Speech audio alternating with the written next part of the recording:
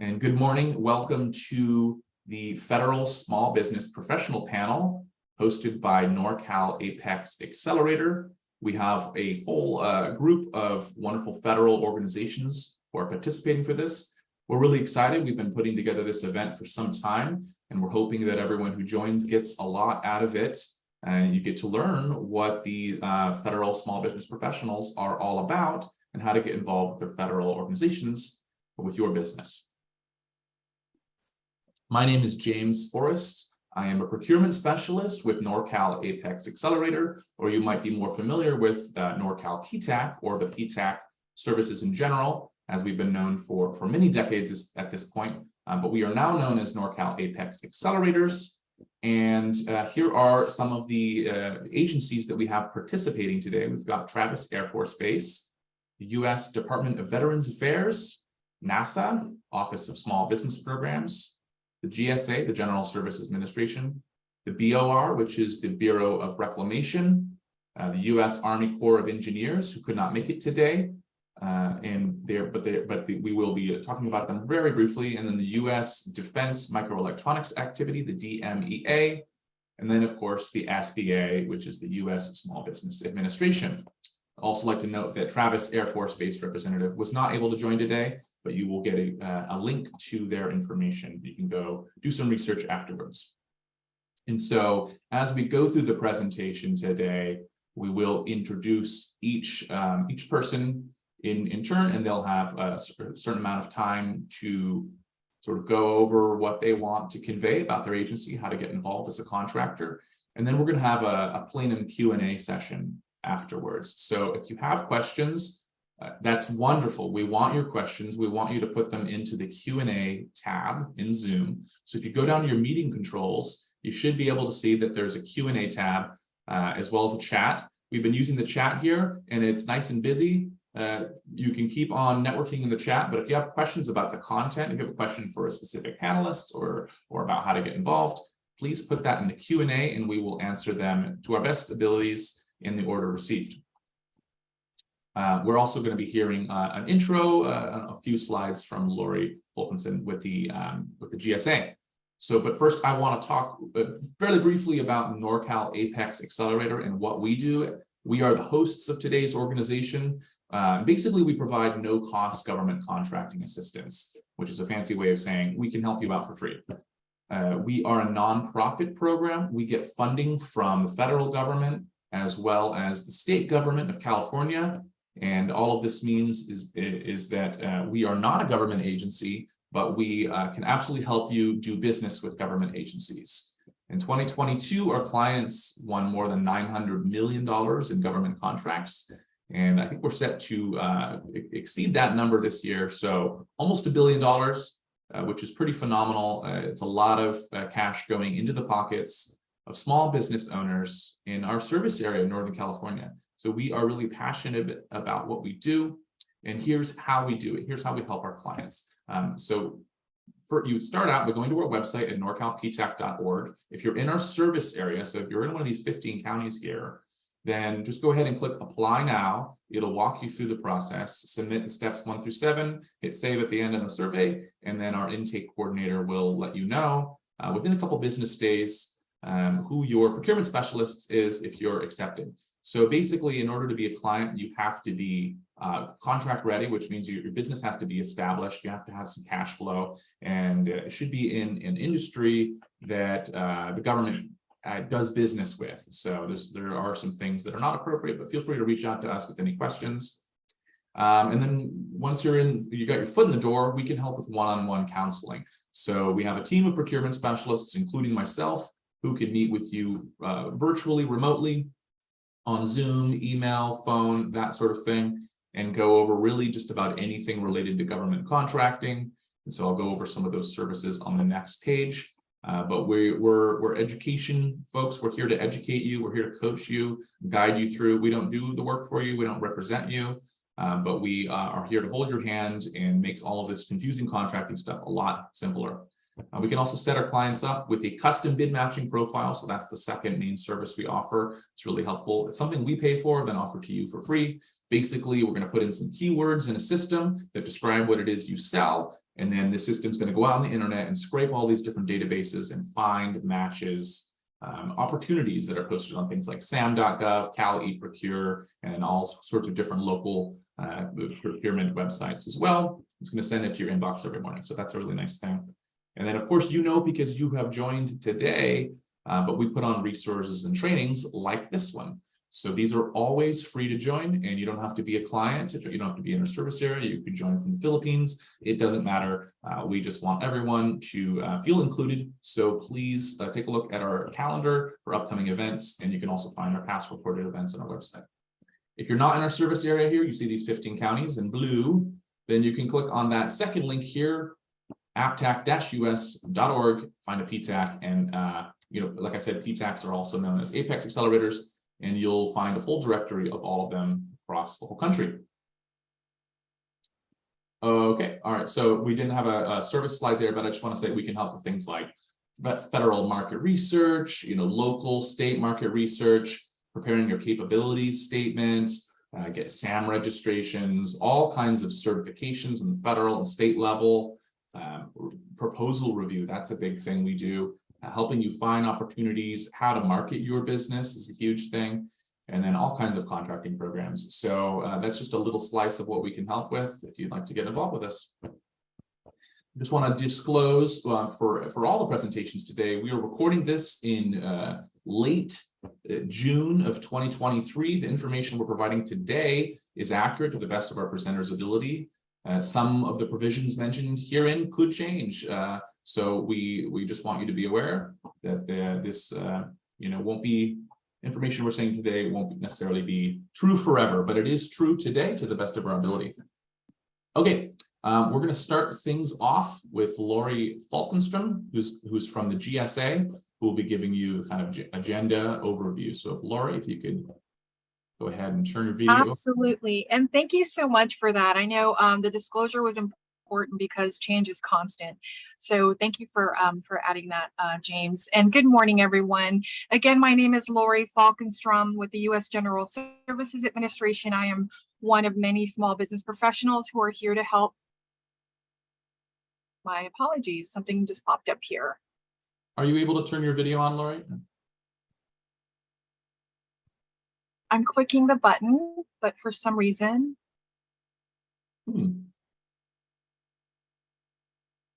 Not the end of the world if we can just hear your voice. Okay, for some reason it's not working. My apologies. Oh, that's all right. We joined an hour early and tested it, but the universe sometimes has different plans for us. So we did our best, but that's all right, Lori. If you're not able to make it, let's just keep it rolling along. Okay, well, thank you so much. And again, we will go ahead and start, basically by talking about the agenda. And we're here to help you understand how to do business with the federal government and to provide agency-specific information on how to do business directly with each of our agencies.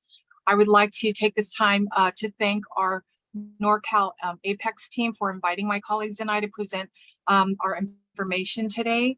And we will talk about our role of a small business professional. We'll talk about basic requirements, accessing federal contract opportunities, and then you will have and hear from each of the federal agency representatives. So we hope that all of this information will be helpful in deciding if doing business with the federal government will be a good fit for your company. Next slide, please. All right, I'll do that. And I just realized I forgot to do the poll. I'm excited. So I'm going to go ahead and launch the poll now as we're going through. So please, just when you get the poll pop up, just answer what your experience level in government contracting is. Thanks, Laura. Okay, no problem. Thank you. So here's a list of our federal agencies and your small business professionals. This is, of course, not a complete list of all federal agencies. You have FEMA, the IRS, the post office, etc. Every agency has a small business professional. So you can search for a specific agency and look up small business office information. Now, not all of the agencies listed here will be joining us today. So we have included a slide with their contact information so you can reach out to them directly. Next slide, please. So here's a list of responsibilities for a small business professional. This gives you an opportunity to get to know us a little better. We oversee our agency's small business programs and provide counseling to do business to small businesses on how to do business with each of our agencies. We promote increased access to nationwide procurement opportunities by working with our acquisition workforce, by reviewing proposed acquisitions, and we recommend small business strategies. We also review subcontracting plans. We work closely with the Small Business Administration, as well as provide training to our acquisition workforce on how to increase small business participation. We monitor and implement small business policies and manage a range of programs mandated by law, and the Small Business Office for any agency, we would say, is considered the front door for small businesses looking to do business with that agency. Again, the slide deck will have our names and email information, so you can contact us directly, and or you can reach out to your local APEX office, and they can provide you with help with responding to our solicitations, in addition to numerous other services. Next slide, please. Okay, great. And it looks like we closed the poll here.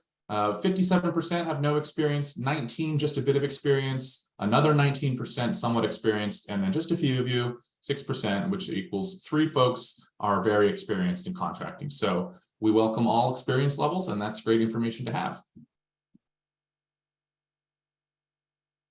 Thank you. We're going to go to, we should be on the basic requirements. Awesome. So we're going to start off with some basic requirements. Let's go to the next slide, please. Now, if you want to do business with any federal agency, there are minimum requirements you must meet, which include signing up in various databases. At a minimum, you will have to register in the System for Award Management at sam.gov, and you will receive a unique entity identifier, also known as UEI, and a commercial and government entity code, also known as CAGE code, through the sam.gov entity registration process. Now, the UEI replaced the DUNS number as of April of last year. And if you're already in SAM, you'll notice your newly assigned UEI, and your DUNS number will be used for historical information. Please update your capabilities to include your UEI. We're still seeing capabilities with DUNS numbers and not the UEI.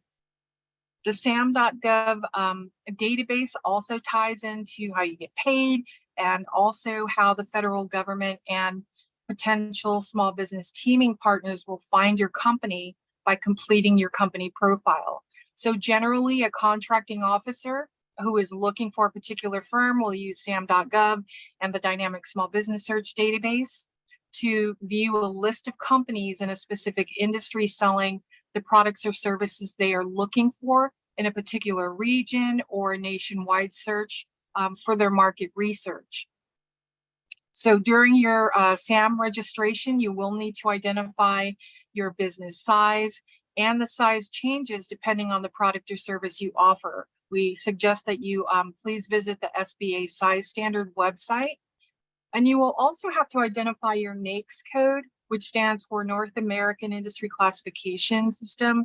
The NAICS code identifies your specific industry, and it is critical in doing business with the federal government. When a federal agency is posting an opportunity, it will be specific to a NAICS code, which helps identify the size standard and identifies small businesses available. So for example, if you're in general construction, you may fall under NAICS code 236220, general construction. You can have more than one NAICS code and be a large or a small business, depending on the NAICS size standard. And please update your SAM profile with the correct NAICS code you're conducting business in, so agencies and potential teaming partners searching for companies in your industry will be able to find you. And of course, if you need assistance, please contact your local APEX. Next slide, please.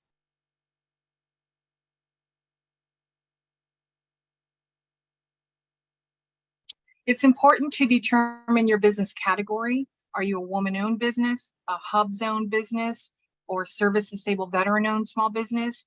There are contracting benefits for a small business by social economic category. You're the beneficiary, so it's important to identify each category you're eligible for.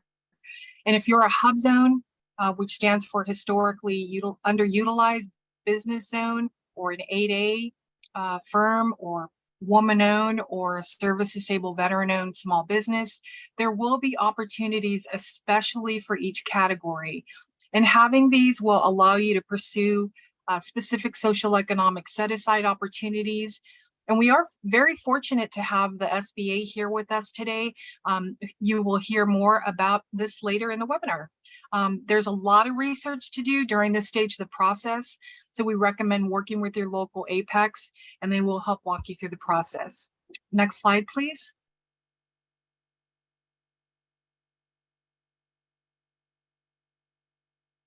So please take a look at your current dynamic small business search profile page. This site is essentially your free advertisement to the federal government and potential teaming partners. And we mention this because we see outdated information on company profiles quite often. And it could be either an email or a phone number that is out of service, or a point of contact that is no longer with the company. And this site may be your first contact with a government agency. So please update it and ensure it accurately reflects your current business. Now, updates are done through the SAM website. This data is pulled directly from SAM and could also leave unpopulated fields. So this slide shows that you should pay attention to your capabilities narrative. It may need to be polished. Make a note of any specialized services or supplies you provide, and technical expertise that separates you from your competitors in this section as well. Also, take a look at your keywords. Those are mandatory and will help narrow the search results for us, which is helpful if we are looking for some additional specialty or specialized skill, which is less common under a general NAICS code category. So make sure you update this section with your common industry keywords and those specialized keywords that differentiate you from your competitors. And of course, again, if you need assistance, please contact your local accelerator office. Next slide, please. So we're going to move on to accessing federal contract opportunities. Next slide. So let's talk about sources sought. When federal agencies are looking to identify an acquisition strategy, we conduct market research. And another way to conduct market research is by posting a sources sought notice.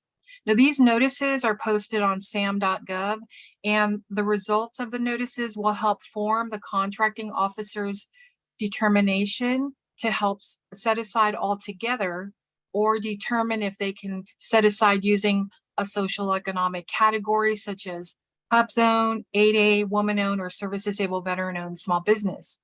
It allows the contracting officer to document their findings and supports them if a contract goes full and open, which means it will be open to both large and small businesses. However, with enough responses received from small businesses, it can help us determine if we will be able to set it aside for small businesses. So it is crucial that you respond to our sources sought notices, because this determines if the contracting officer, again, can set aside an opportunity for small business. When they receive 2 or more responses from small businesses who are capable of performing the product or service, they can successfully set aside a contract opportunity. It will also help the contracting officer to determine the small business subcontracting goals for contracts that are not set aside. If a contract is awarded to a large business and the dollar threshold exceeds $750,000 for products and services, or $1.5 million for construction contracts, the government will require large businesses to establish a subcontracting plan, which should generate subcontract opportunities for small businesses. And that subcontracting plan will come through our small business office. We would like to take and offer just a few tips regarding your response to a sources sought notice. You want to ensure that your response is aligned with the requirements listed in the notice. Overall, make sure your response demonstrates your capabilities and expresses your knowledge and experience. Also, make sure that your past performance is relevant, recent, and cite contracts your company has performed, which involve the same or similar scope of work. Next slide, please.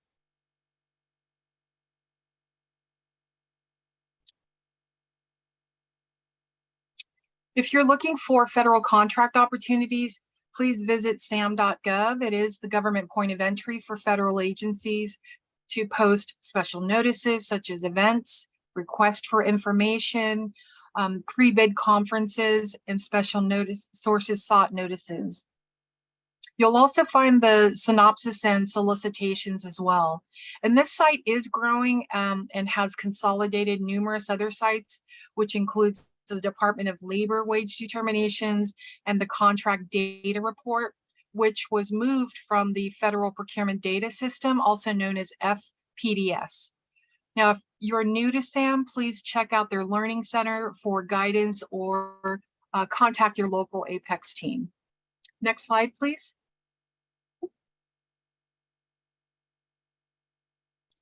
If you're looking for subcontract opportunities, because not all small businesses are able to, participate as a prime, subcontracting is another way to go, and a great website to look up federal subcontract opportunities is SBA Subnet.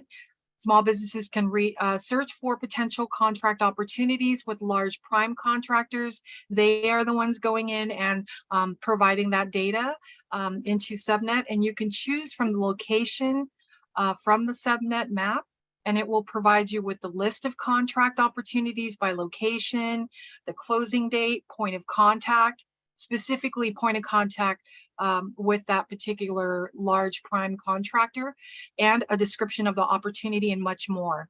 Again, you'll have the opportunity to hear from SBA later in the webinar. Next slide, please.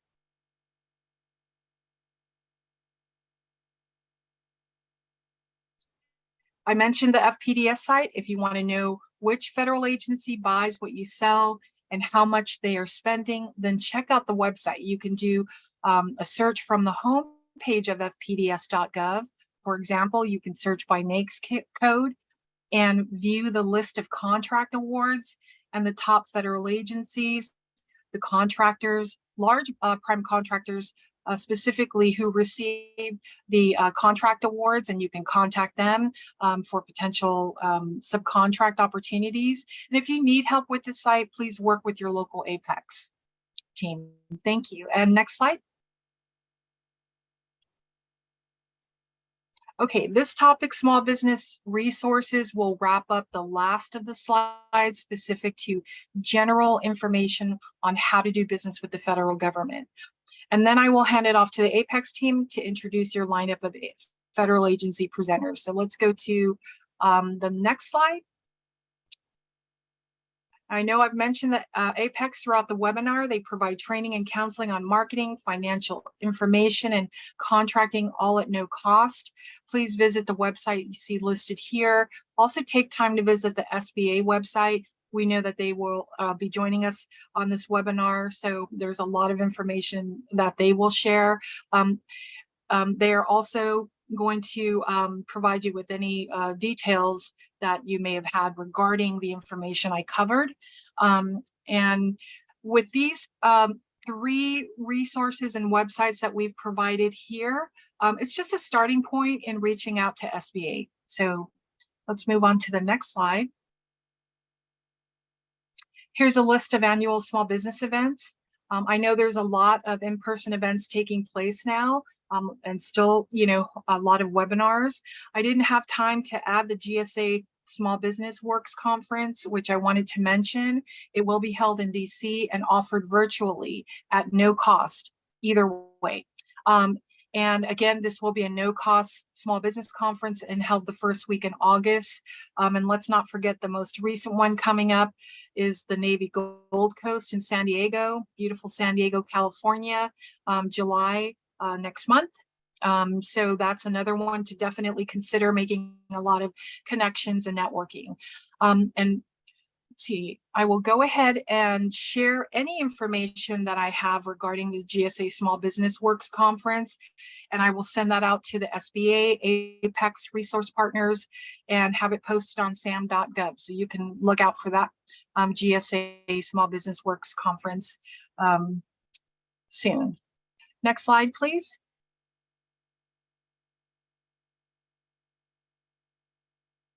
As promised, here's a contact list of your federal agency small business professionals.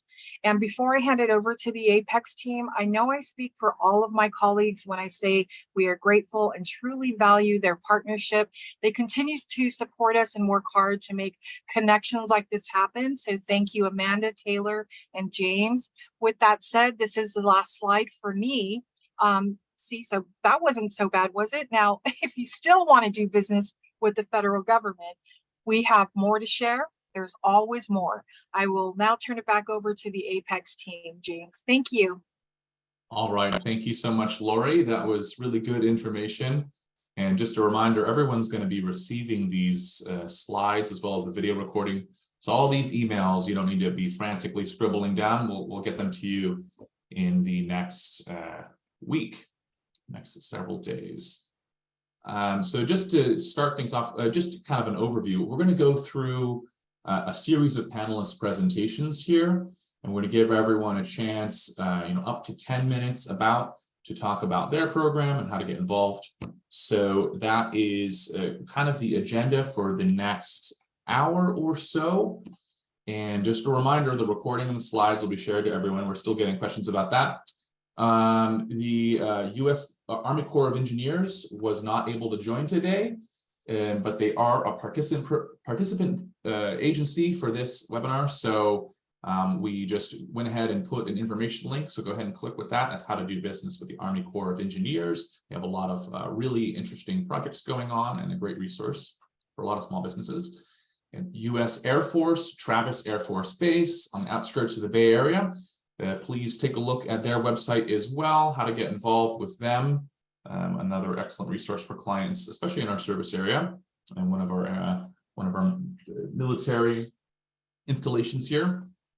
And then, for the first participant presentation, we're going to have Carrie Ellenwood from the SBA kicking things off. So thanks so much, Carrie. Go ahead and unmute yourself and take it away. Hello, everyone, and thank you, James, so much for inviting us to join you today. I'm Carrie Ellenwood. I'm the Deputy District Director here for the Sacramento District Office of the U.S. Small Business Administration. If you don't happen to be located in one of the 21 counties of northeastern California that we serve, there are 67 other district offices across the country where you can receive services and information about the programs and things that SBA can do to help your small business grow, expand, and succeed. I'm going to go ahead and turn my video off while I'm talking through this presentation so that we can make sure that everything goes quickly and I'll be able to keep track of time a little better. So happy to meet you all. Glad you're here, and we'll get started. Okay, that was my introductory slide, James, so we can go from there. So one of the things that I noticed with 57% of you being new to this, Lori gave you a lot of great information and tips, and those slides are going to be invaluable to you. So I'm going to cover some of those points as well as some other things that you might want to think about when you're getting ready to do business with the federal government, because our registration and certification is different than what you would do for the state of California, any other municipalities, and Caltrans. So keep in mind, ours is a different certification and it has different requirements and information that we're going to look for. So when you think about government contracting, you want to think about, am I prepared? is the government going to purchase what I have to sell? You pretty much are good on that case because we buy pretty much everything. We're one of the biggest purchasers in the world. But you need to also think about, do you have the capital, time, and staffing to invest in developing a new market? Quite often, we will encourage small businesses to look at federal contracting once they've got their feet underneath them, they're doing well in their regular market that they work in. That's a good time to think of expanding to federal contracting. But there's some things that you're going to need to have. You want to make sure you have a good accounting system so you can keep track of your records for expenses, things that you're purchasing, the separation of contracts for you from your regular contracting to federal contracting. There may be a few different requirements there. You also want to make sure that you have the ability to fulfill a federal contract, because there is a time lag between the time that you receive that contract and perform the work and you get paid. So a very important area for you is going to be having a relationship with your banking partner and the ability to access a line of credit or some other cash to carry you through that cycle with the federal government for payment, which can run typically 45 to 60 days, maybe even longer if your performance contract is a contract over time. Next slide, please. So as I mentioned, we're the world's largest purchaser, $500 billion a year. And another thing as a small business that's of interest to you is that we set aside 23% of our federal contracting dollars for small businesses in these categories: full and open, small business set aside, and sole source, which I'll go into a little more on the next slide. So the full and open is a way of the federal government leveling the playing field and making sure that small businesses have good opportunities. Also, there's the rule of two subcontracting. So there must be at least 2 or more small businesses that are competitive in terms of market prices, quality, and delivery. And then there's the sole source, which is used frequently in our set-aside programs. And you can find more information about all of these on sba.gov/contracting. Next slide, please. And if we, by chance, don't happen to get through this in the time frame that I have allotted, you will have all these slides. So these 4 set-aside areas are an additional advantage for women-owned small businesses in a hub zone, service-owned disabled veterans, as well as our 8A program, which is for economically disadvantaged businesses. These set-aside percentages are part of our overall federal goal of 23%. Next slide, please. So one of the things we talked about earlier and Lori talked about is knowing that which agencies purchase your products. Find your niche so you know that you're going to be able to perform and make money. You're not going to want to take on federal contracts and then find out that this isn't profitable. So knowing your numbers, knowing your business management, running the skills, financing, all those things are very important. Lori shared a lot of tools with you about understanding the different areas for government spending. And of course, I want to recommend that you visit your local APEX Accelerator. They have experts there that can assist you and help you learn the ins and outs of the government spending and contracting opportunities. And one particular area for you, if you are in a set-aside group, is to know your competition and their contracts. And you can find out those different things if you look up on GSA schedules. Lori mentioned some of that. Next slide, please. What is a capability statement? This is like your full page 8.5 by 11 business card that shows jobs you've completed, shows you're qualified, is a way for you to be an introduction for you with some of the other contracting officers at the different agencies. It gives you a door opener to let them learn and be curious about what you do. This is a way for you to work with larger contractors to be part of a prime teaming opportunity or a sources sought or request of information.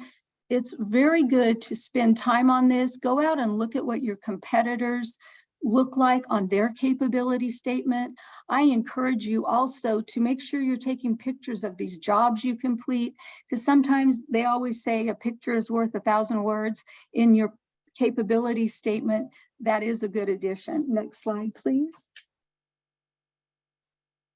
And this slide goes through just some of the definitions of the terms that are used in federal contracting, the prime contractor, a subcontractor, some of the areas you want to look at when you're working with them in terms of being cohesive, to be a high-performing team. Next slide, please. One of the things you want to do in subcontracting is it gives you an opportunity to work in the federal government arena and learn from partners that have more experience than you do. So to look at things like a teaming agreement, a joint venture, a mentor protege, that gives you that added experience. And information specific to how to start one of these and put this together is also available at sba.gov/contracting.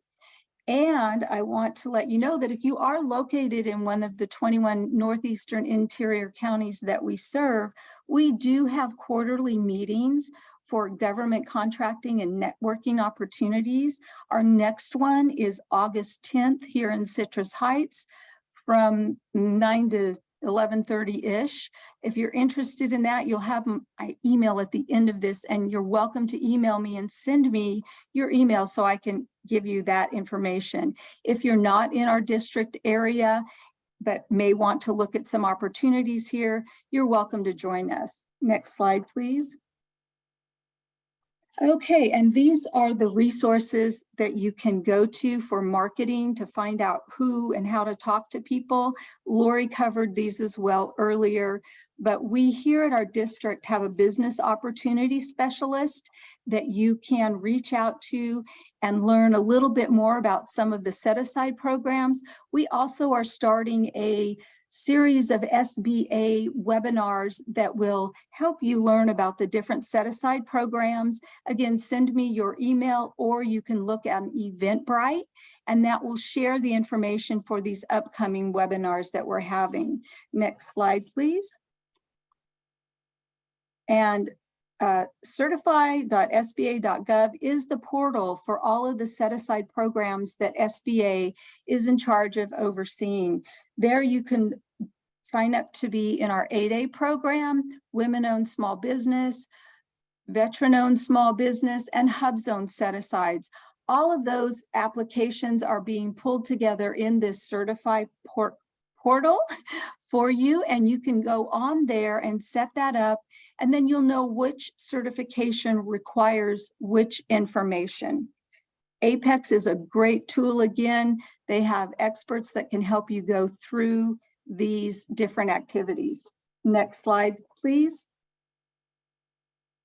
Okay, so one thing I mentioned earlier is having capital and getting access to capital to grow your small business. SBA has quite a few different loan programs that you can use in conjunction with our local banks and credit unions. Pretty much every one of them is involved in our SBA guarantee program. So you will work directly with them to make those loan applications. We have resources also at our small business development centers and our women's business centers that can help you prepare that business plan and those cash flow projections for these loans. Next slide, please. One of the things that people will question is how do I become eligible? This slide covers some of the things that are required. We do only work with operated for-profit businesses. You need to be a U.S. citizen or an owner with a verified green card status. You don't want to exceed the size standards that were mentioned earlier, and you can find those on our website. You also need to be of good character, which means if you have any interactions with the law, you want to disclose that to your lender. You want to have good management experience and the ability to work in the field you're looking at. And also your cash flow needs to show that your business can repay the loan that you're asking for. We do not lend for operations that are speculative real estate development, lending, or any other kind of speculative investment. In addition, because I'm speaking to people in California, we also, because we're a federal agency and the use of marijuana is not legal for us federally, we are not able to support any of those related to marijuana operations. Next slide, please. Okay, this is my contact information here. You can reach me at my email address, carrie.ellenwood@sba.gov. Please feel free to give me a call if you have questions later. I kind of feel like I've introduced you to SBA with a fire hose, and I apologize, but wanted to get you access to as much information as we can give you. So also put a little bit about here our disaster EIDL loan program that was going on during COVID.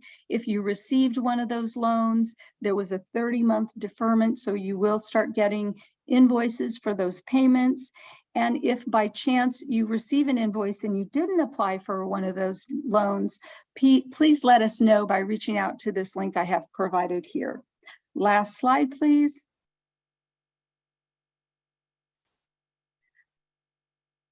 Okay, everyone, we want to know how we're doing. We hope that you learned something from this SBA information. And if you can take a minute and give us some feedback, there's a few questions that you answer for us, and that'll help us to do better in the future. Okay, great. Thank you so much, Carrie. Remember, you're going to get these slides, so we're still getting questions about that. Everyone get the slides. Next up, we're going to have Christine Monroe, our good friend at NASA, the Ames Research Center, is going to be giving the next presentation. So Christine, if you would go ahead and unmute and start video, and you can take it away. Thank you, James. I'm going to do what everyone else has done. I'm going to start the video so that you can see me, and then I'm going to turn it off so that you can hear my voice. My name is Christine Monroe. I am the small business specialist at NASA Ames Research Center, located at Moffett Field in Northern California, and also NASA Armstrong Flight Research Center, located at Edwards Air Force Base in Southern California. Next slide, please. Next slide. What does NASA do? So I know several of you know that we have had the big Artemis program that we're working on, but I wanted to give you some other information as to what other things that NASA does. We have aeronautics research, space operations, deep space exploration systems, science, and space technology. Next slide. NASA has 11 NASA centers. We also have a headquarters office that is located in DC and an IT procurement office. These offices are located, centers are located throughout the United States. And next slide. All of our simplified requirements are done for the agency at the NASA Shared Service Center located in Mississippi. And we also have all of our information technology IT procurement actions above the simplified acquisition threshold to $50K. The IT portfolio is comprised of 3 primary areas: enterprise IT contracts, center IT contracts, and NASA SUIT. They do a lot of work with hardware, software, and cyber security. This slide here is going to show you several places where you can find opportunities on how to do business with NASA. I would suggest that you start off with our NASA agency-wide acquisition forecast, where you can see what upcoming opportunities we have at the center. You can sort them by our NAIS codes and by fiscal year. And I do tutorials on that. We also have same slide. Sorry, it's randomly moving at times. I'm not sure why. Okay, no problem. We also have the NASA active contract list And on that page, you can find out what reoccurring buys we have, such as IT, admin, construction, and facilities. And NASA is one of the few agencies that actually has a NASA OSBP mobile app, which you can download on the iOS and the Android platforms. So the other tool that we have is the Inspires, which is the NASA solicitation and proposal integration, review and evaluation. And there you can find a lot of our research opportunities in science and technology, the SBIR program, which several of the agencies have. And our cool thing that we have now is a NASA tech port. So if there is some projects that you're looking to do business with NASA, you can log into that website and see what active and completed technology projects we have. We do a lot of partnerships with industry. And lastly, I wanted to mention, and I'm going to add that to my slide for James later, is our minority serving institution exchange. It's a tool that supports search for innovation and diverse academic collaborations. And a lot of people utilize that for contracts, cooperative agreements, and grants. Next slide. So based on all of that broad information that I gave you, I'm sure you're wondering, how can you make the contact with my office? So I have telecons, virtual and in-person meetings. I also have a website that posts where I am doing virtual and in-person events. I'm sharing with you both of my contractor council's information so you can connect with the companies that are currently at both of the centers. NASA also has a research park. And we also have at Moffett, the airfield, Google. And several of you may not know that Armstrong is where they taped I Dream of Jeannie. And at Armstrong down in the Edwards base, they do virtual tours. Next slide.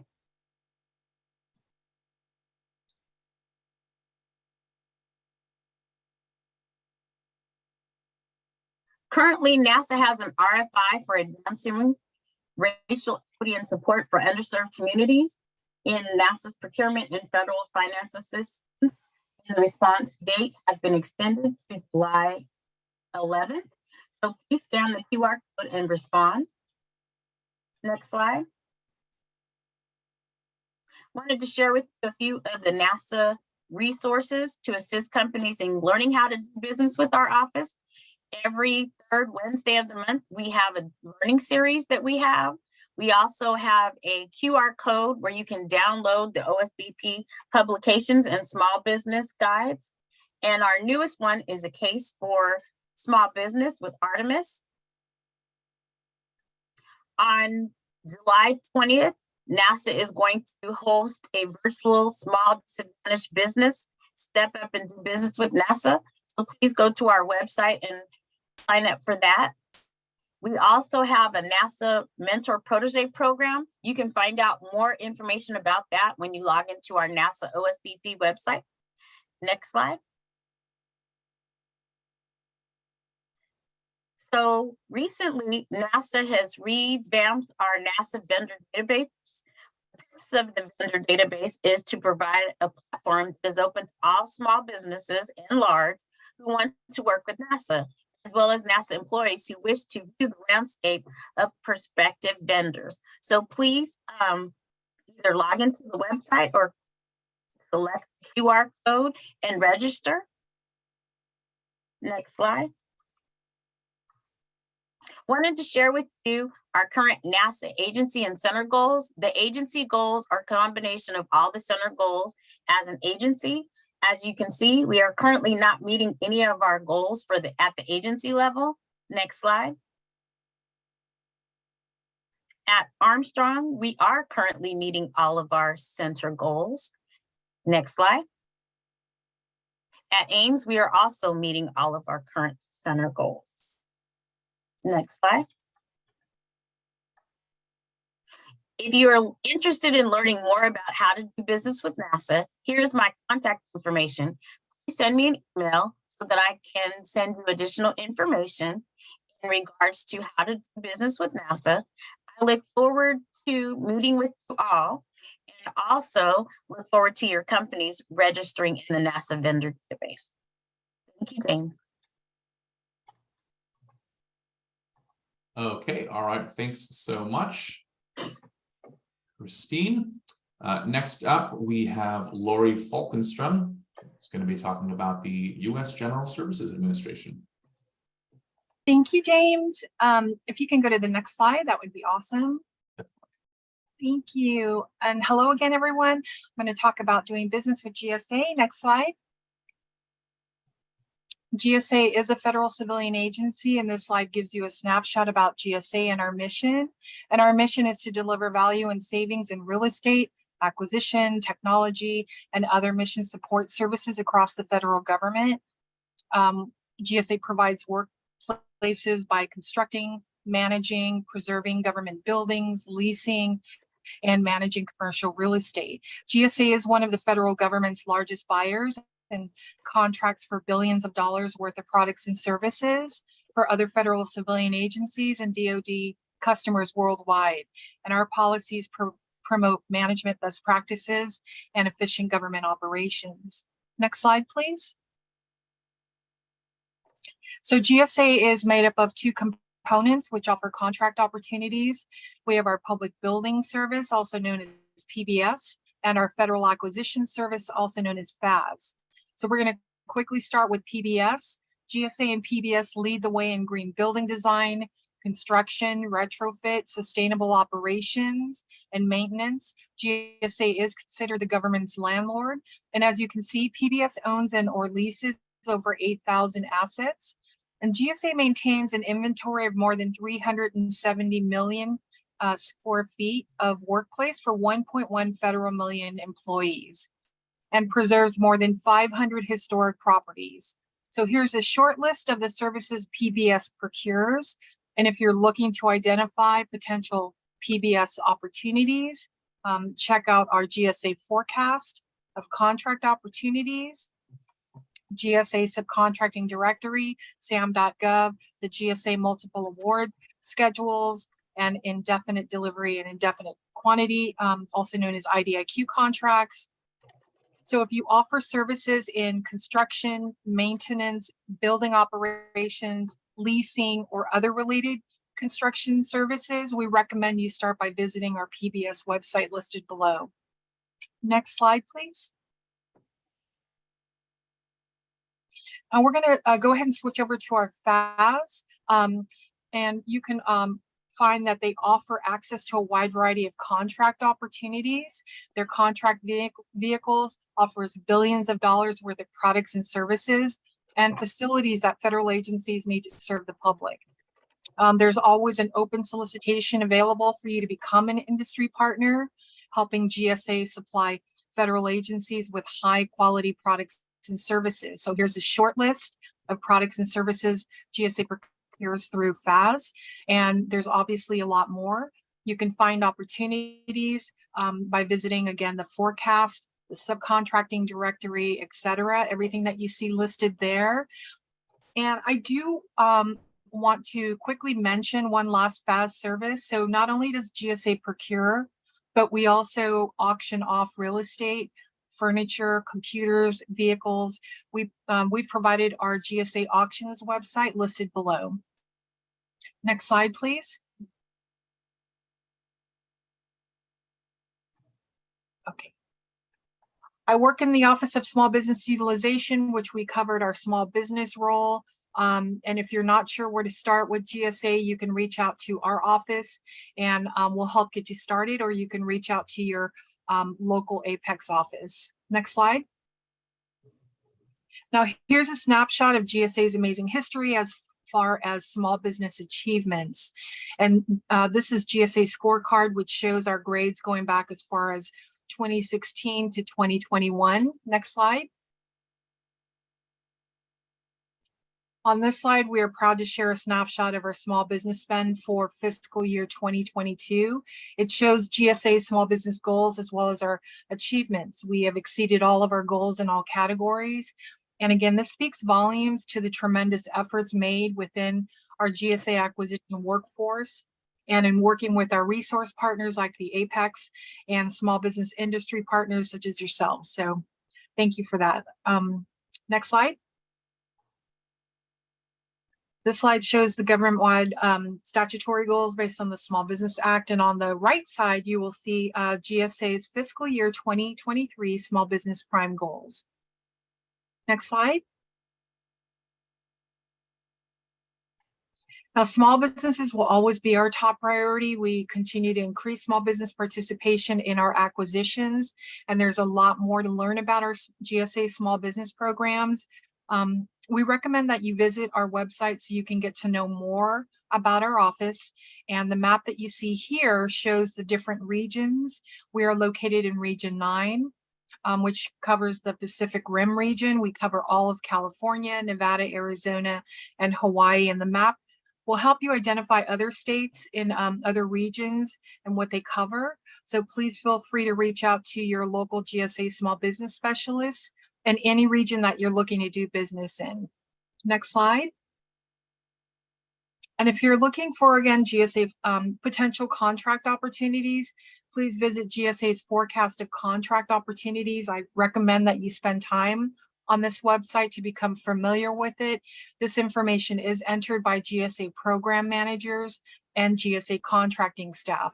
And the forecast site also includes opportunities from the Department of Labor, Department of Interior, Office of Personnel Management, and the SBA.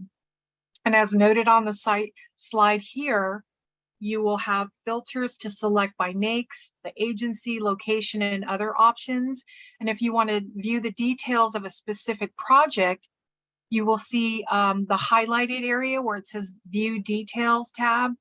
You just click on that and it will give you the points of contacts. You can do indirect marketing to our GSA folks that are listed there and send your capabilities statement. Also provided on the website to GSA's forecast, the website link is fbf.gov. It's a quick link developed to take you directly to the GSA forecast information. And just to make a quick note, each forecast is laid out differently and not all of these requirements in the forecast will be awarded. They're uploaded to give the contractors an overview of what should be coming out from the agency. Next slide. So I'm going to just make a quick pit stop here. We're going to touch on one of the most popular GSA contract vehicles, and then later we'll definitely provide you with additional handouts and information virtually, so electronically, so you'll be able to get more information. And you may have heard of the term schedules, which is now called the GSA MAS, and stands again for multiple award schedules.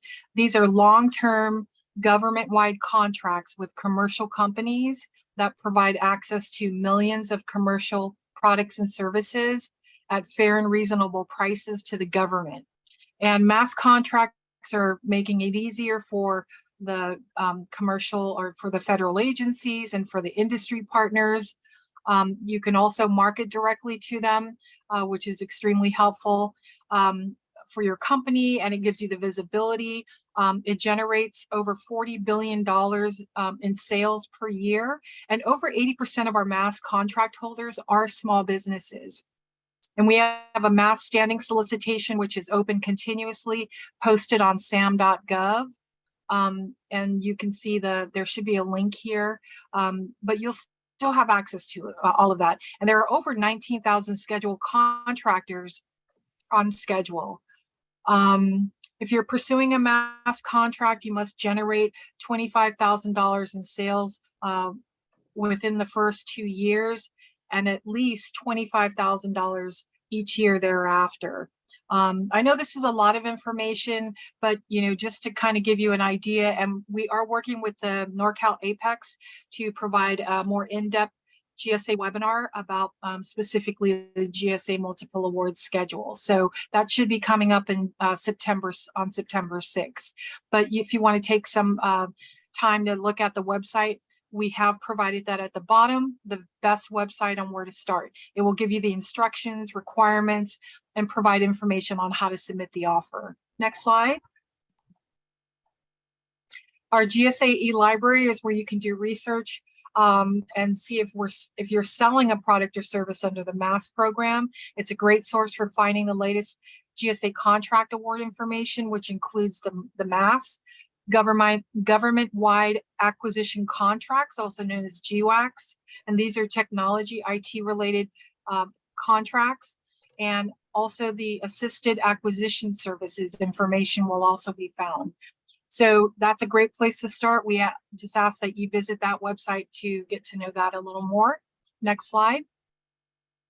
GSA also posts contract opportunities like all the other federal agencies on sam.gov. Next slide.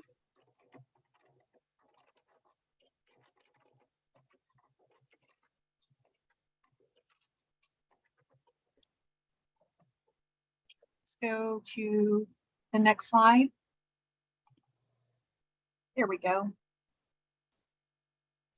Again, we're talking about, getting your foot in the door with federal contracting, subcontracting for a GSA prime vendor is a great way to do business. Our GSA prime contractors who have received federal contracts over the dollar threshold you see listed here may have potential subcontract opportunities. So we ask that you utilize and view the subcontract directory that GSA has.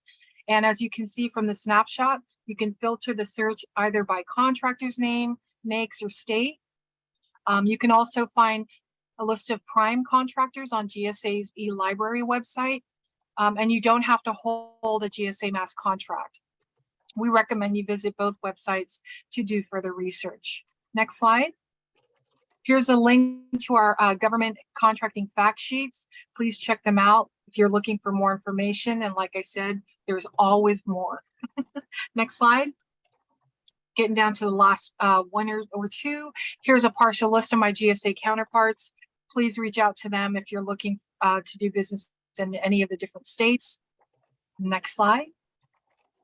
Thank you for your time. Here's my contact information and our small business QR code to access all the other information that I've covered. And this concludes my portion. I'll hand it back over to James. Thank you.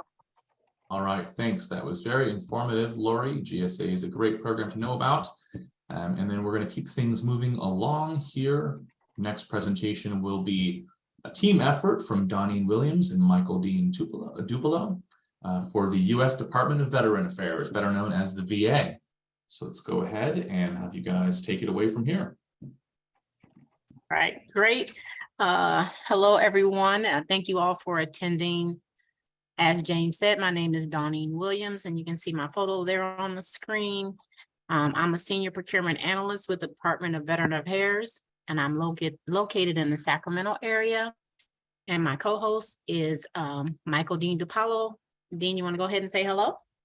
Hi, I'm glad to be here. It's pretty exciting today. Things are moving along quite quickly. So I'm ready. Let's go. All right, next slide. So just to start off, a little bit about the VA. We do have 172 medical centers across the country, and there's roughly over 1,200 outpatient clinics. So we are quite a large medical organization, and we buy everything. Unbelievable what we buy, but we buy it. Next slide, please. A little bit about our organization and structure. So we're broken down, the VA is broken down into a VHA, which is all the medical aspects. Got to go back, there we go. The VBA, which is all the benefits, things like GI Bill and home loans, and then the National Cemetery as well. There's our leadership going all the way up the chain of command to Secretary at McDonough. And contracting is broken down in 3 regions: RPO West, is Regional Procurement Office West, Central, and East. Within it, at one time, we had 22 VISNs, but they consolidated, and now we're down to 17. So next slide, please. A little bit about my specific region, VISN 21, NCO 21. We have 7 stations, 10 medical centers, and 53 outpatient clinics, all located within Nevada, Northern California, Hawaii. To include the Pacific, we have some Commonwealths and U.S. territories for Guam, American Samoa, Saipan, and we also do some business with Philippines at the consulate there. So that's our region within NCO 21, VISN 21. Next slide, please. Did you want to hit that one, Sure. Donnie? Okay. So just to go over a little bit what we buy, and this is a short list. So we're VA Medical Center, Department of Veteran Affairs, the Health Administration. And so we support most of the medical centers. So as you can see here, we buy pharmaceuticals, medical and operational supplies, prosthetics, high-tech medical equipment, and other critical patient care equipment. We do some real property leasing and some minor constructions. But I do want to encourage you, if you don't see a product or service that you provide here, continue to look out at some of our websites, which we'll be going over later, because we are a medical center and we support medical hospitals. And so there are a lot of other things that we do purchase. Next slide, please. Also, if you wanted to do business with us, and you've heard this from all the other federal agencies, it's important for you to register at sam.gov. The VA does have other sites where you can find more information about our supplies and what we buy. So one of those sites is the VA Medical Surgical Prime Vendor site. And again, you'll have the slides so you can look that up. And if you're providing medical, surgical, or dental supplies, please look at that site. Please note that the VA does have its own GSA schedule, and you can see some of the items that we purchase off of the GSA schedule. So if you provide those, please go out and look at our GSA schedule. And then we also have a forecast of opportunities, and you heard a lot of the other agencies talking about the forecast of opportunities. And it's really good if you're just starting out to take a look at those opportunities, because sometimes you could have up to a year advance notice on what the VA is looking to purchase. And so that'll get you a little bit ahead of the game, and you can see how what you provide matches up to what the VA is looking for. But I do want to remind you that this forecast is not all inclusive. So make sure you're always checking out our solicitations on sam.gov. Next slide, please. Donnie, may I talk about this one, please? Yeah, you can go back. Okay.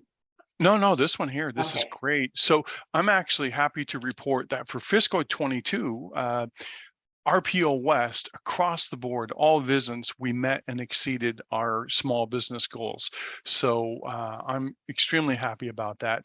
And then just to point out, VISN 21, we actually exceeded in Hub Zone and small disadvantaged business. But so that's old news, right? What have you done for me lately? So let's go to the next slide.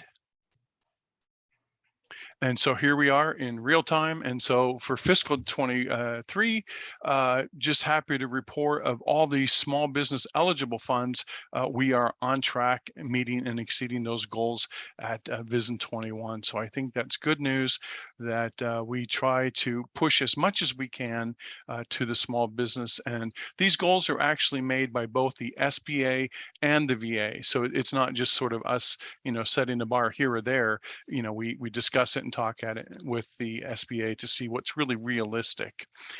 Next slide, please.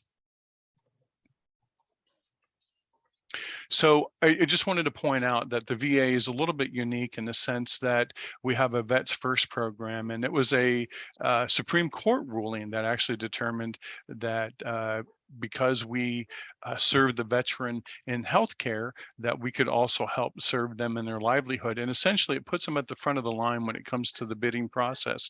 Of course, service disabled veterans, veteran-owned businesses, and then 8A and Hub Zone, and then all the other small businesses. So this is the hierarchy, just so that you know that 10 years go by and you're not getting as much business from the VA.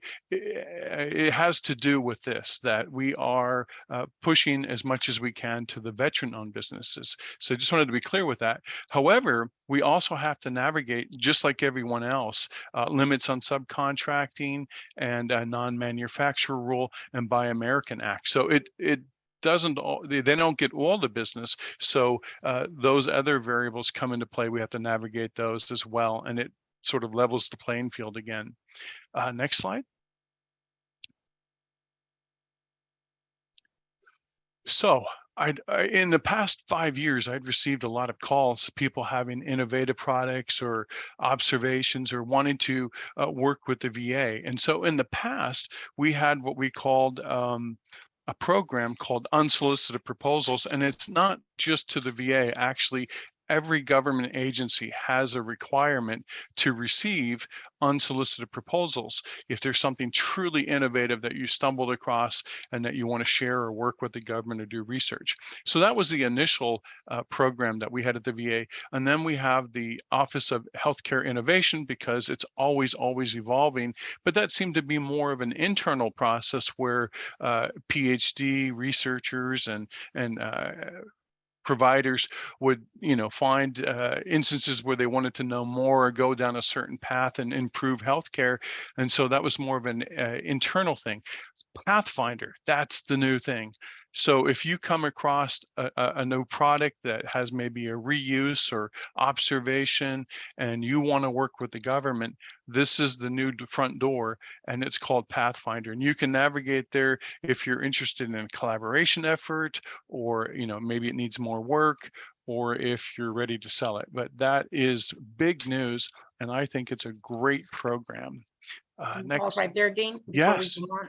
I just Yeah. want to highlight that a little further too. So Pathfinder, if you're new to the government, because we saw that 57% of you were just getting started, if you go out to the Pathfinder site, it will walk you through the complete registration process. So if you're brand new, you're just getting started, you definitely want to go here. Also, if you've been doing business for a while and you just want to submit a quote or propose on a quote, or if you don't want to navigate all the other systems, you can come right out to Pathfinder and you can say sell to the VA, and it'll walk you through the process, quote solicitation. It'll take you to all the other sites. So this is a great tool for you if you're just getting started, or if you want to have a single point of entry for the government. Next slide, please. I'm also happy to report that this has returned. COVID sidelined this particular event, and it went virtual there for a while, but they are back. And this year they had, I think it was 53 events across the country. I attended about 5 of them thus far. And it was actually sort of touching. I went to the one in Palo Alto, and they had local firms. A local firm had this semi-robotic machine that would allow you to gently pick up a person that has maybe fallen and are quite fragile. And that was pretty impressive to see in action. Local Silicon Valley company startup wanting to present that. And you just felt like you were looking at something really special in the future from that company. And then another company had presented there all the way from Belgium. They had a specific monitor that was made with pathologists in mind, looking at certain slides and needing to compare with oncologists to find out, where the issues are for patients. And what it did was it compared side by side with one colleague in LA and another colleague in New York to assure that the screen all the way down to the pixel was matched and certified and registered, and that the other provider was looking at the same exact slide. So everyone and anyone can come to these events. You register, the contact information is on the bottom there. Whether you have a service or a product or an innovation, you're more than welcome to attend. And I think that you don't necessarily have to attend them all. Just if you attend 1 or 2, what happens then is that when those groups of folks go and back to their stations and they speak with their other colleagues in their huddles, I think that's where the word gets out that, somebody has something new and innovative. But the way it works is you register a table, you're in the auditorium, and then the departments that you want to speak to, the hostess, she makes sure that you get some FaceTime with those people from that department, whether it be oncology or orthopedics or nursing staff or whatever department that your product best would fit with to talk to. So I'm excited about that. I think that's a great opportunity, and it's all across the country. There's 53 this year. That's what 1 out of 3 medical centers across the country is doing that. All right, next slide, please. So the NAC, TAC, and SAC. So that's really about high volume procurement. So if there's something that we would use at all 157 medical centers, you might want to look and talk and work with the NAC. If it's something to do with what we call enterprise-wide IT, maybe the TAC is the place you want to go to. And then finally, if it's something super complex, the SAC would be helping, and of course, FSS, Federal Supply Schedule. Next slide, please.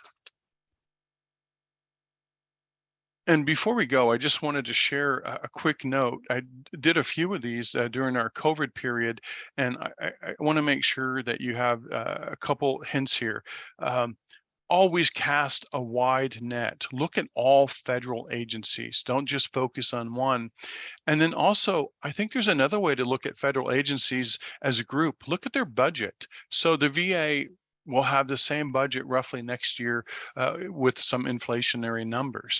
But there are agencies out there that in the last 4 years have in fact doubled their federal budget. Space Force is one. So they started out with like, I think it was 14, 15 billion, and now they're up to like 40 billion in a matter of 4 years, and they have 7,000 staff already. So look at other agencies, look where they're doing their work, see who's winning the contract, see if there's any subcontracting opportunities. So once again, cast a wide net.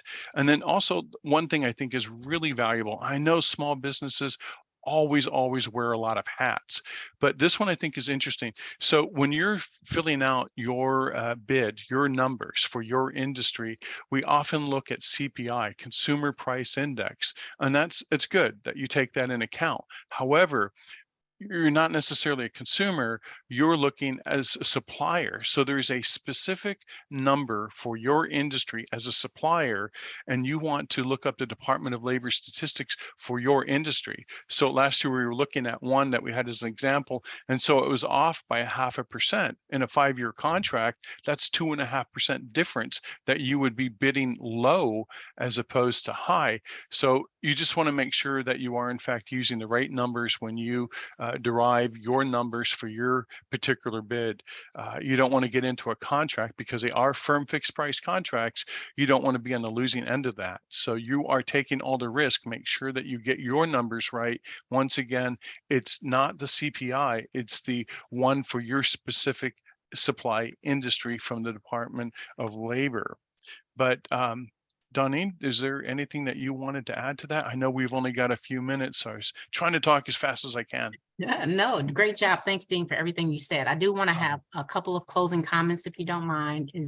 One is that we're the Department of Veteran Affairs, and we do have that Veterans First program. I just wanted to remind everyone, in order to participate in the set-asides for the VA, you must be registered through SBA as a veteran-owned business. So I don't want to forget that. Saying that, I also want to say that we do contracts with all the socioeconomic categories. So you don't have to be a veteran-owned small business to do business with the Department of Veteran Affairs. And if you are a veteran-owned small business and you're not registered that way, you can still do business with the Department of Veteran Affairs. So the whole program is only for when we're doing veteran set-asides. If we have a full and open contract or just a regular solicitation, anyone can participate in accordance with that solicitation. So there's room for all of you to participate with us. And if you have more questions about that, you see our contact information on the screen. And thank you all again for your participation. On a closing comment as well, when there's so many new people in the audience, I feel like you could spend hours talking to you. When you look at sam.gov, make sure that you are looking at the GOV website, not a third party. You don't need to do anything with a third party. You can do this yourself. And you can take an easy term like registered nurse and just do a search for registered nurse. You'll come back with 5,000 hits across all government agencies. Maybe just drill down to the VA, then drill down maybe just to California, drill down to just San Francisco. And then from there, you can look at what's being put out. If it's an RFQ or an RFP, and then you can look specifically at what they're asking in the statement of work or performance work statement and get an idea. I think it's a good example of something that you can sort of get your head around and become more proficient in SAM.gov. It does take a little time. It is a little bit overwhelming. It's a sea of information, but you can always reach out to me. I'd be happy to talk to you and share everything I can with you. Until then, take care, and we'll see you next time. Great, thanks. And we are approaching the 11:30 mark here. So we have, I believe, 2 more presentations and then a Q&A session. So, so we will be going slightly over. If anyone's not able to stay on the call, that's fine. Just remember, you'll receive the video and the slides later. So let's see if we can get through. Kristen Ingebrigtsen, please take it away from here. Hi, James. Thank you. Thanks so much, Kristen. And Kristen did so much to help us put all of this together and get everyone involved. So a very special thank you to Kristen. Well, thank you. No, thank you to you, you and Amanda. This is amazing. I think last count yesterday, 187 participants. That is fabulous. So I'm Kristen Ingebrigtsen, Defense Microelectronics Activity, Small Business Office. And you can go to the next slide, please. I'm in the Small Business Office. I am the Small Business Office. It's just me for DMEA. I am one of the OSBP, DoD OSBP component directors, so Office of Small Business Programs.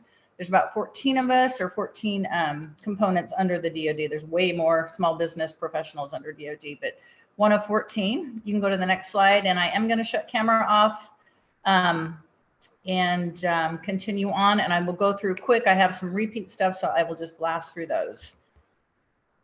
All right, so again, thank you very much. Mentioned that we are one of 14 DoD components. DMEA is located on the old McClellan Air Force Base, now called McClellan Park, located in Sacramento, California.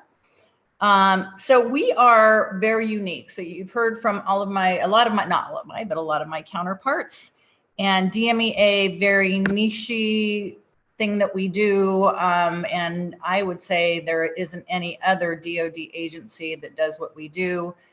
We are a federal R&D research and development laboratory facility, again, located right there on McClellan Park. Established not too long ago in terms of federal agencies in 1997. We are the DoD Center for Microelectronics Technology Acquisition, Transformation and Support. Where our mission is, this is our official mission. We just got rebranded, if you will, a couple years ago. So it's to deliver microelectronic solutions to meet the needs of the DoD. So a pretty lofty mission.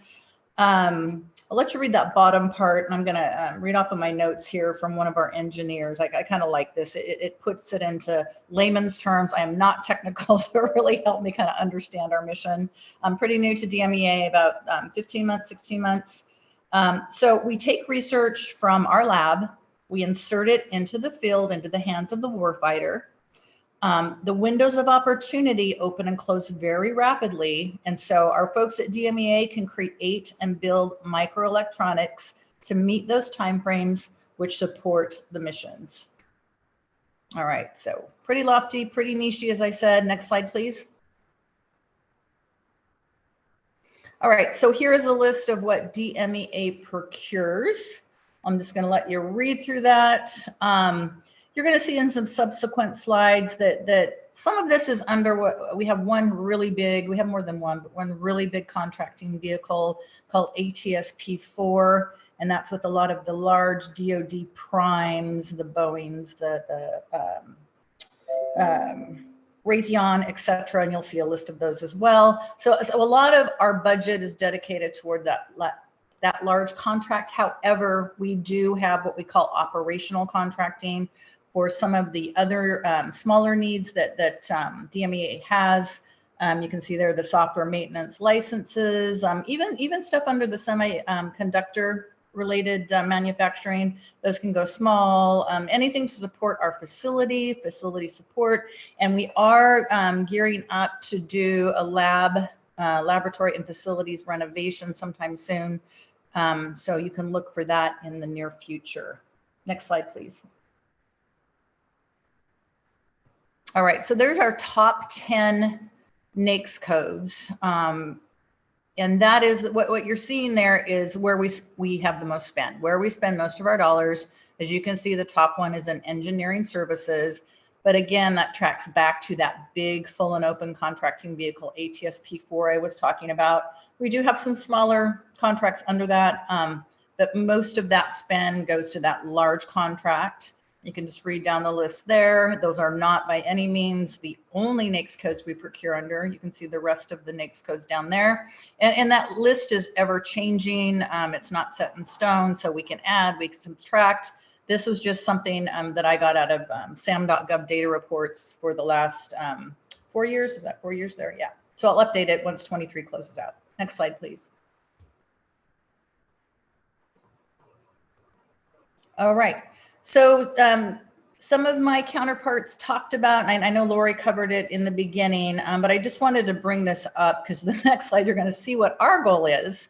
But here's the statutory goal for federal governments to meet.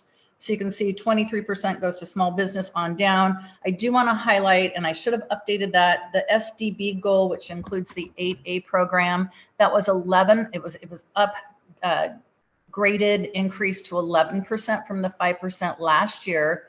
And then this year, 2023, 12%. And each year up until 2025, it'll increase 1%. So next year it's 12 or 13 next year, 14, 15, just to make note of that. So we're really pushing, the federal government is really pushing and DOD to give more business to SDB small businesses or SD small businesses and increase that goal. And also to new entrants into the federal government, because we've been losing small businesses that want to do business with us. So we have a goal, a mission to increase not only those numbers that you see there, especially SDB and women-owned, but new entrants into the federal space. So I've been talking, I hope you've read the FAR clause there, or the FAR reference there, and that's taken out of the Small Business Act. And basically that's what federal government small business professionals, that's kind of our marching orders, as you see there. So providing maximum practical opportunities to small businesses and all the socioeconomic categories, not only in prime contracts, but also in subcontracts. And I want to foot stomp that last bullet. Agency goals and statutory goals are not always the same. The SBA works with each agency to establish goals that provide small business and maximum opportunity to win federal prime contracts, given that agency's procurement needs. So with that, next slide. All right, so you can see there at the bottom, DMEA's goals are very small, and that's our overall small business goal you see there. We only negotiate our small business goal and our SDB goal with DOD.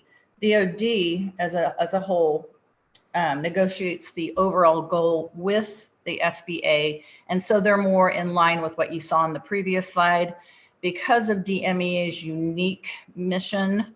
And you know, as I mentioned, we have that huge contract.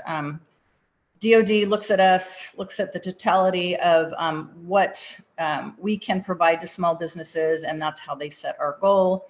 What I want to note is you have an old slide there. Let me go to my notes. So in 2023, to date, that's the 607. So to date, I guess I updated it recently, but as of today, we've increased that number to 16.4 million in subcontracting dollars that we've awarded so far.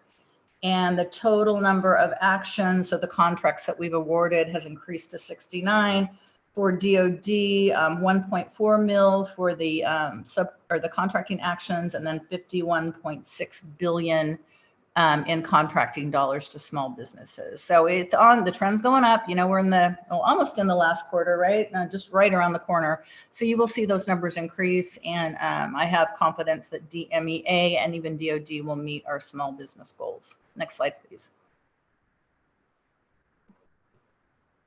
All right, so where do you look for prime contracting opportunities with DMEA? Well, as everybody else has mentioned, you go to sam.gov. So that's where we post all of our prime contracting opportunities. I mentioned the ATSP for full and open contracting vehicle. That is where you could find some subcontracting opportunities. And there you can see a list of the prime contractors. And on a subsequent slide, I have links to each of those primes websites where you can sign up to be a vendor with them, reach out to them. And if you want, you can send me your capability statement and I will forward that on to the POC that I have for the ATSP program. That program also has a small business carve out. You see the contractor there. Unfortunately, right now, they're just not doing a lot of ordering on that. So there's really no real opportunities to sub to that small business. But we're hoping when we renew the contract in 2026, that we'll have the same carve out and a lot more interest from small business. Next slide, please. All right, and there's just a picture depiction of those contractors. Next slide. And there's those websites. So when you get a copy of the slides, I think they're clickable. If not, you can just cut and paste them into your browser, but that's where you sign up to be a sub with all of those primes. Next slide. All right, so DMEA, we are required to participate in the Small Business Innovation Research and Small Business Technology Transfer Program. And that's due to the fact that we have an R&D budget, an extramural R&D budget that's in excess of $1 billion. So as I said, we're required by the Small Business Act, by statute, to participate in this program. And basically what it is both programs highly competitive. They are award-based and they encourage small businesses to engage in federal R&D with the potential for commercialization. So get it out there to market. It helps small businesses explore their technological potential and provides the incentive to profit from the commercialization. Sitter program, little different flavor, everything I just talked about the same. However, if it's a sitter project or topic, the small business must collaborate with a nonprofit research institution or RI in the first two phases, and I'll talk about the phases briefly on the next slide. The Small Business Administration, carry that brief first, that agency, they're the coordinating agency, and so they work with us and the other agencies that participate in the program, and we provide them with our progress, and then they report up to Congress annually. Next slide. All right, a little bit, oh yeah, next slide, sorry. Okay, so there's DMEA's typical sitter budget combined. It can fluctuate, but it's kind of right around there every year. We typically participate in 2 broad agency announcements per year. So that basically amounts to a solicitation. Those are posted on sam.gov, and I'll show you another website where those are posted as well that's specific to DoD. So we participate in the first cycle of the year, which opens in January. So proposals will come in January 3rd is when it opens, and it closes the 7th of February. And then as of this last year, we're now required to do an open topic, and that's in response to the Sitter Reauthorization Act of 2022. So now we're mandated to come up with an open topic. So for us, our open topic will be published pretty soon. You'll see it go out on a website I'm going to show you on the next page, which is called DSIP. They'll put it out there right around the 20th of September, and it closes on the 8th of October. Do I want to say anything else about that? No. Next slide, please. All right, so SBIR Phase 1, you'll see the award amounts for DMEA. This is specific to us. Every agency has a little bit different award amount. You see it for our regular conventional, the first one, and then open topic, the second one, and the period of performance or the POPs for both of those. The deliverable for phase 1 is a feasibility study. So that's all we're looking for. Phase 2, they take that feasibility study, and you must be invited for a phase 2, or you can do it direct to phase 2. I won't go into that right now. It's just, that's a whole nother presentation. And so the deliverable for phase 2, you can see the dollar amount, and the pop on that is a prototype. And what I failed to put on here is phase 3. And really that's the goal of the program, is commercialization. And so for the phase 3, we're hoping that that phase 2 gets mature enough, that prototype, that they're ready to take it to market. And for DMEA, we really want to take that prototype, that technology, and use it in-house. So our topic authors from DMEA, they write the topic so that it can help our engineers, because as I mentioned, we do a lot of our work in-house. It can help them do their jobs more easily. We typically award 5 to 10 phase 1 awards each year, and 2 to 4 phase 2s. However, this last year we had an epic number of phase 1 and direct to phase 2 awards. We had 14 total combined, and there's that website I was referring to earlier. So if you want to learn more about the program, go there. And you can also go to SBA's website, sbir.gov. Next slide. All right, so going on to how to do business with DMEA. It's pretty much the same formula as everybody else, but I just wanted to let you know, we might have differences here and there, but basically start by doing your homework. Go to our website, which is under construction. There's actually a very high level mission brief there right now, so you can go learn a little bit more about us. You're not going to, get into the weeds at all, but that is under construction, and they're promising next couple of months, maybe even sooner than a couple of months, that'll be ready to go. So you can go there and check us out. There'll be a small business page there.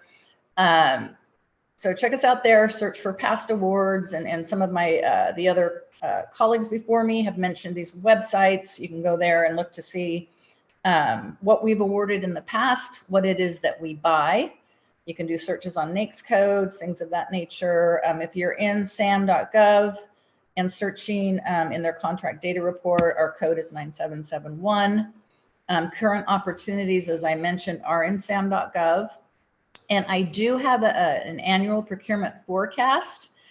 So if you would like a copy, it's not out there in the public anywhere. Email me, you'll get my email information on these slides, and I will send you a forecast. I just updated it for the remainder of the year, but I'm waiting for it to go through public release process. So I will get that out as soon as I can give you the one now that's not updated yet, but I'll get out the updated one as soon as I can. So if you're ready to do business with the government, you've done your homework here, the answer is yes to all this, then next slide. First of all, I would say get with the APEX Accelerator. The answer is yes. With that, define your NAICS code. You can go there and just plug in some key terms in the 2022 search engine and find out what your NAICS codes are. Select a primary. That's where you would do most of your business or get most of your sales. Register in SAM, of course. Make sure that when you're in SAM, you access DSBS. It's going to say, I forget what it says in there, but anyway, it's an offshoot from SAM. Go in there and update your SAM profile in DSBS. You have to do it through SAM. Really important. It's a free marketing tool for you. Use it. Again, APEX Accelerator can help you. And Carrie mentioned at the beginning, get certified with the SBA in their different socioeconomic categories. And I always throw this in there, accept a government purchase card. Billions of dollars are procured through government purchase cards every year. Next slide. All right, can we, Kristen, is it all right if we kind of skip through this a little bit? So this has already been covered. I just want to highlight here, if you've got a capability statement, if you don't, get help from the APEX Accelerator or Google it. Email me a copy of that, please. There is DoD's website on doing business with defense. And we've got an events calendar. Next slide. There's just opportunities in SAM. I reiterated, and then subcontracting, really important to be a sub as well. So there's links there. Next slide. And there's a list of technical assistance. Okay, And that's all I have. There is my information if you want to either send me your capability statement or request one of our annual procurement forecast. Thank all you. right. Thank you so much, Kristen, and sorry for the time pressure here. No, no worries. A lot of great information. And next up, we are excited to have Andrea Brinsman closing things out for the BOR, the Bureau of Reclamation. So thank you so much, Andrea. Thank you. Yeah, and I'll try to go through quickly because as we've kind of said, we are presenting a lot of the same types of information. And if you have any specific questions for BOR, please feel free to reach out to me. I know earlier in the presentation, I think at the very beginning, had all of our email addresses. So I am presenting for the Bureau of Reclamation for the California Great Basin region. That is one region within the Bureau. There are several more, but any information that I get, I always end up sharing with all of my other regional small business specialist counterparts throughout Reclamation and our headquarters. Go ahead and next slide. So again, just a real quick overview, five regions total, California Great Basin being one of them, largest wholesale reseller of water in the country. You might have heard about some of those water problems out here in the West. We do only exist in the 17 states in the West. We are not nationwide. We are under the Department of Interior, though, along with many other sub-agencies and bureaus under the Department of Interior. We also produce hydroelectric power. You may have heard of some of our dams, including Hoover Dam, which is in our lower Colorado Basin region. And we have lots of recreation sites. Next slide. So just a little bit of kind of historical information here. Two separate goals that I'm showing here. There's the BOR's goals and then the California Great Basin region specific goals. We do negotiate those every year. So you can see that we do, as BOR as a whole, tend to make and exceed our goals. CGB, we do have some problems with that SDVO, and that should be SB goal for our service disabled veteran-owned small businesses, but the rest of them, we are pretty good. Next slide, please. All right, and here are the goals for this year. These are specific to California Great Basin. We are at 45% and 35% for small and disadvantaged businesses. The 8A, we don't have a specific goal, but we do track it. Women-owned, service disabled owned, and hub zone, those stay the same every year at 5%, 3%, 3%. And then a new one this year is this Indian Small Business Economic Enterprise, or ISB goal. This year, the Bureau of Indian Affairs is also a bureau under the Department of Interior, and they have special authority for setting aside purchases for Native-owned small businesses, and that authority was expanded to the rest of DOI this year, and that is where we are getting this new ISB goal of 10%. That is our goal for this year, is 10%.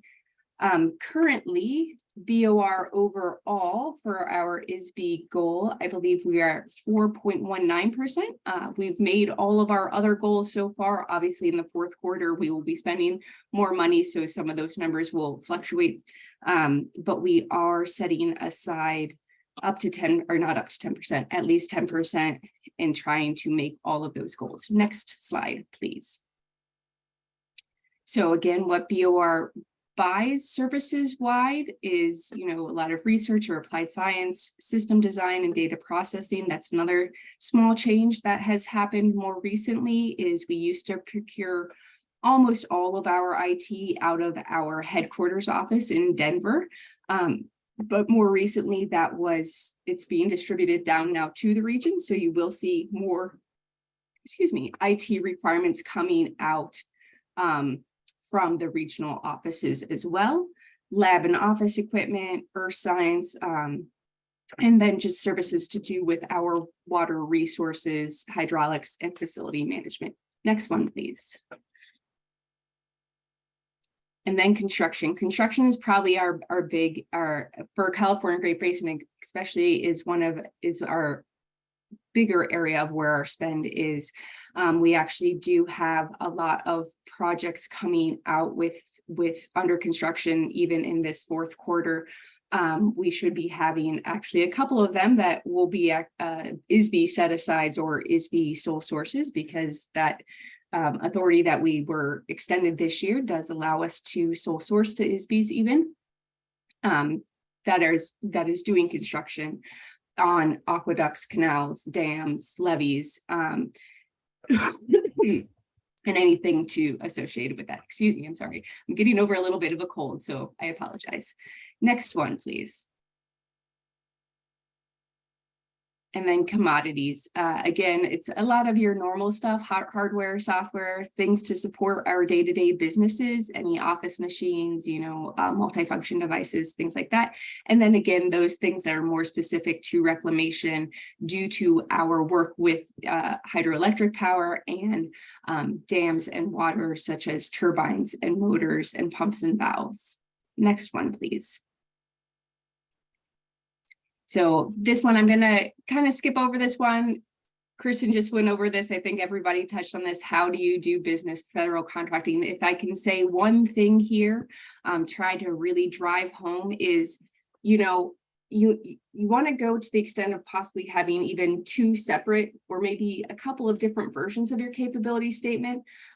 Maybe have a more general one, and then maybe have one that's specific to BOR. And then if you see a sources sought announcement, we oftentimes will post a draft statement of work or statement of or performance work statement. Take that really into consideration and annotate your capability statement to really hit those points.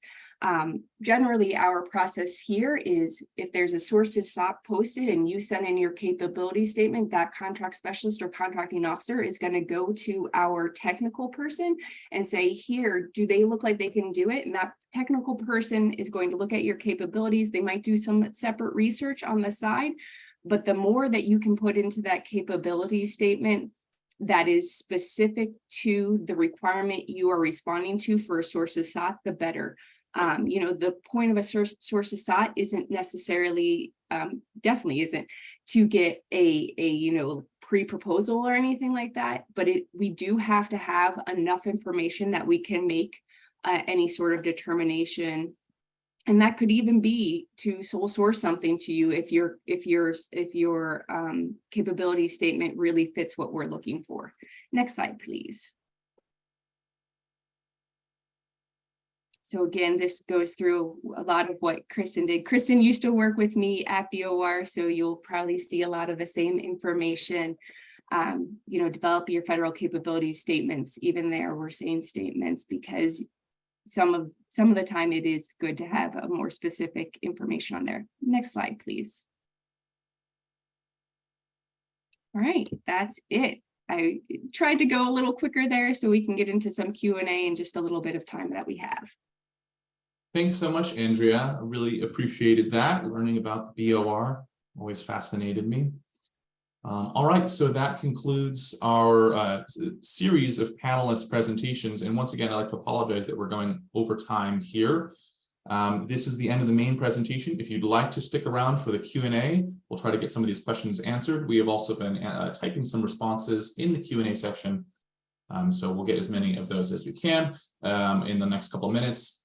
If you didn't get your question answered, first off, you'll want, if you have a question for a specific agency rep here, you have everyone's contact information. So please direct those questions directly to them. They are obviously the great people to get to know and get involved with, since they can help you figure out how to do business with their organizations. You can also work with your local APEX Accelerator program. So if you're in our service area, that's us, and you got a link here to find all the different APEX or PTAC centers across the country.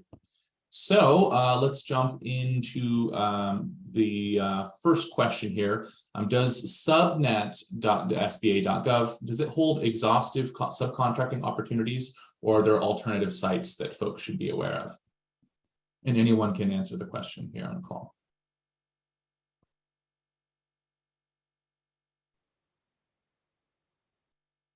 Right. Looks like we've had a lot, several folks. Yeah. Hi, this is Kristen. I can take that. Which question was it? The subnet one? Yeah, if there's other websites they should be aware of. Or Yeah, that one is not exhaustive by any means. And it's not a requirement for primes that are looking for subs to post there. So your best bet would be to directly contact the prime contractor to get on their vendor list. So for at DMEA, I listed that the list of prime contractors that are on that one big vehicle that we have. So you can reach out to them independently and get on their lists. You can also, attend different events and meet with the primes there. There's just different ways to find prime contractors out there, but by no means is that subnet an exhaustive list. Okay, great. Thank you. Does anyone have any advice for micro firms or very small businesses who are trying to get involved? That, because sometimes we use the term small business. When you look at the NAICS, the size standards, can actually be fairly large businesses, but I think a lot of standards. So if you're a truly small business, do you have any advice on how to get involved?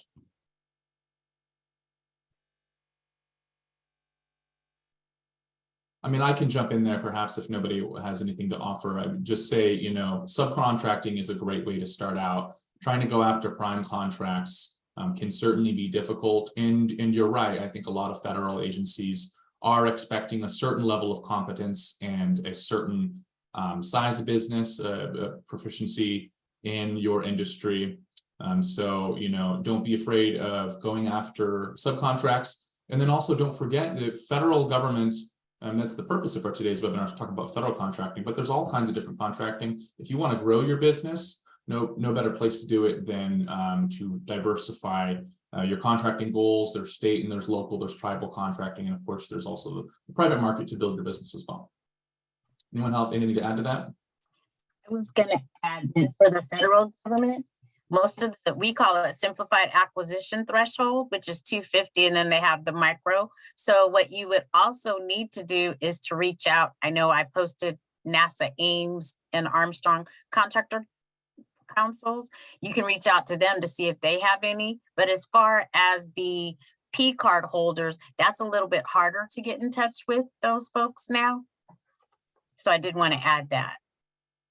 Yeah, that's great. And so if anything, if they estimate the cost of a procurement to be less than $10,000, it's a very simple acquisition procedure. They can more or less just hand the contract to you if you fill out the correct eligibility requirements. So that's something to keep in mind. And that loops back to the dynamic small business search profile, which you always want to have searched in, filled in case federal contractors are looking to make very small, quick awards with purchase cards. Someone had a question about how long it takes for the WOSB to get back. I would go ahead and, if it's been more than 90 days, feel free to reach out to the SBA. Unfortunately, that does happen. Sometimes certifications don't go through in the 90-day time period. We can't really do anything about that here. So just go ahead and reach out to the SBA and check on your status there. Michelle Peters has a question. My company is minority owned by my partner, who's a Mexican citizen. Does this affect our eligibility to work with the federal agencies? Does anyone have any comments on that? That would be one. This is Kristen from DMEA. I don't know the answer, but that would probably be one that you should check with SBA. I would give your local district office a call and they can find the answer for you. That's a great idea. And my understanding is that there are, if it's a foreign owned business, there are different requirements on the federal level according to the federal acquisition regulation. But if it's owned by somebody who is a green card holder in the United States, that there are certain requirements, but it shouldn't debar you from doing business with most federal agencies. Okay. So James Park has a question about how to get sole source contracts. It's sort of a longer question here, James. I really appreciate all your information there. In the interest of time, I'll just ask, what's the best advice for finding out about sole source contracting and kind of how to position yourself for those? Hello, James. Yes. At the VA, usually those are set aside for proprietary. Often there's many high-tech things in the lab where it's a family of machines, it's all proprietary. And so that would be a case where it's a logical follow-on for a sole source. We don't just randomly award them. There has to be a justification to justify that. Otherwise, we're not getting the competition that's required to get the best value for our taxpayer funds. So we don't really go out and say, well, this person gets a sole source and that person gets a sole source, but rather in that specific industry, there is only one or two firms and only one that meets our need, or we are committed. I think, isn't it like Johnson Controls and Siemens Controls, when you build a building, you go with one or the other, and everything that follows that has to be that specific brand. I guess it's much like with computers. If you have an Apple or an IBM, you have to follow that. And so everything thereafter would be sole source for that particular type of equipment. So that's usually how it works out. Other times it's just that they're the only person in a remote area. You know, I have Nevada, so there's some very remote areas out in the middle of nowhere. Winnemucca comes to mind, Ely, Nevada, or sometimes in the Pacific, there's 8 different vendors, but there's only one on that specific island. So therefore, it might be a justifiable sole source just because they're only in that location. I hope that helps. Yeah, it's a great answer. Thanks, Dean. Okay. All right, and it's at 11:57 now. We've gotten through, whether we're typing or verbally answering questions, we got through 47 questions. So hopefully we've done our job here. I know it's a lot of information. You will receive the slides and the video recording within the next week. And I would like to really thank those of you who stuck around, and thanks everyone for participating both on the presentation side and in the audience today. And we hope to see you at future webinars. And please, if you have a second, just let us know what you thought of the event today. You'll be getting a redirected towards a satisfaction survey as you exit the webinar. So have a great rest of your day, everyone.